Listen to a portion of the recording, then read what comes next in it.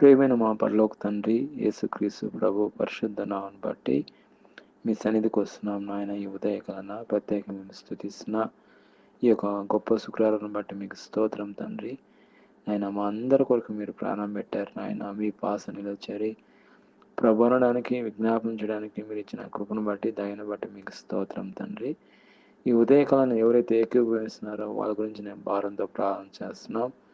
ప్రతి ఒక్కరిని మీరు దీవించండి అయినా, వాళ్ళ అక్కరలో ప్రతి అవసరం తీర్చండి అయినా.